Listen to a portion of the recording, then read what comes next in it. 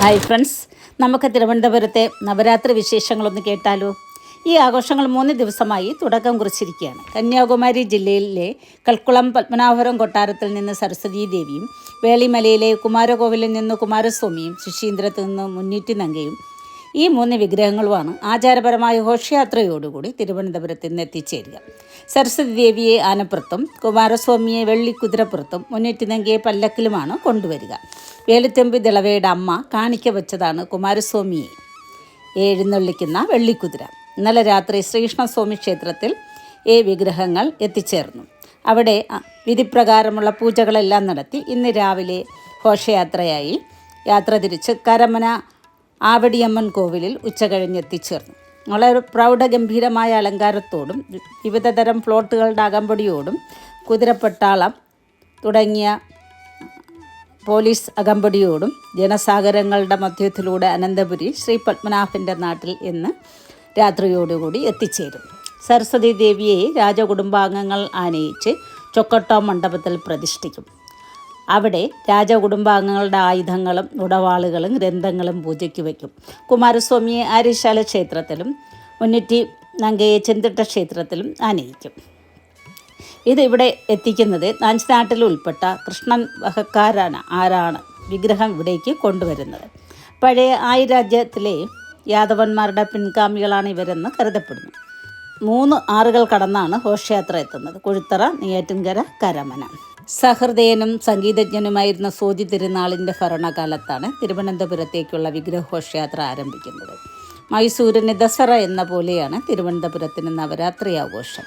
പത്മനാഭപുരം കൊട്ടാരത്തിൽ തേവാരക്കെട്ടിൽ സൂക്ഷിച്ചിരിക്കുന്ന ദിവ്യമായ സരസ്വതി വിഗ്രഹമാണ് നവരാത്രിക്ക് തിരുവനന്തപുരത്തേക്ക് എഴുന്നള്ളിക്കുന്നത്. പത്മനാഭസ്വാമി ക്ഷേത്രത്തിലെ കിഴക്കേ നടയിലെ മണ്ഡപത്തിൽ ഈ വിഗ്രഹങ്ങളും ഉടവാളും പൂജയ്ക്ക് വയ്ക്കും. മൂലദുർഗയുടെ അവതാരമായ രാഗീശ്വരിയാണ് നവരാത്രി പൂജയ്ക്ക് എത്തുന്ന സരസ്വതീ ദേവി. കൊല്ലൂരിലെ മൂകാംബികാ ദേവിയും ഇതേ സങ്കല്പത്തിലാണ്. 13-ാം നൂറ്റാണ്ടിൽ വേണാട് ഭരിച്ചിരുന്ന കോദണ്ഡവർമ്മ മഹാരാജാവിന് കമ്പരുടെ പിൻഗാമികളിൽ നിന്നും ലഭിച്ചതാണ് ഈ വിഗ്രഹം.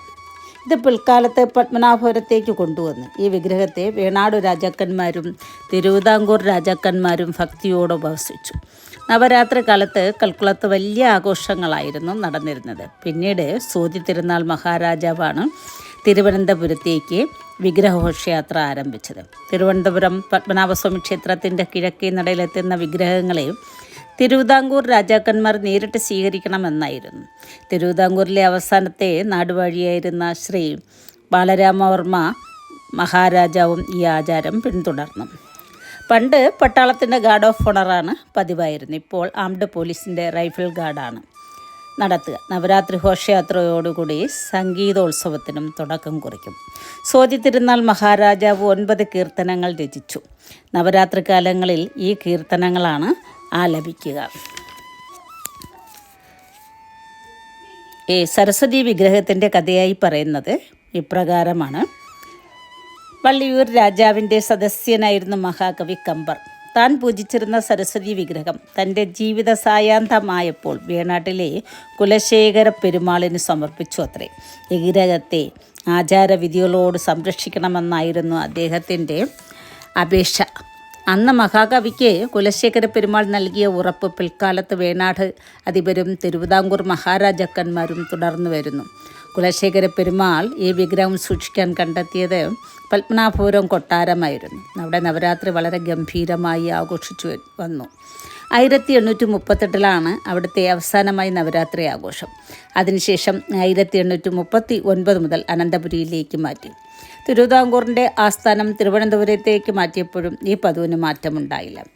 സോതി തിരുനാൾ മഹാരാജാവ് 1839 തിരുവനന്തപുരത്തേക്ക് വിഗ്രഹഘോഷയാത്ര നടത്താൻ തുടങ്ങി. അതിനുശേഷമാണ് ഈ കാണുന്ന ചിട്ടയും സൗന്ദര്യവും എല്ലാം ഈ ഘോഷയാത്രയ്ക്ക് ഉണ്ടായത്. 9 ദിവസത്തെ ആഘോഷമാണ്. കേരള ചരിത്രത്തിൻ്റെ മായാത്ത ഈ പൈതൃകം തമിഴ്നാട്, കേരള സംസ്ഥാനങ്ങൾ തമ്മിലുള്ള സാംസ്കാരിക വിനിമയത്തിൻ്റെയും സൗഹൃദത്തിൻ്റെയും പ്രതീകം കൂടിയാണ്. വിദ്യയുടെയും കലയുടെയും പ്രതീകമായി ഈ സരസ്വതി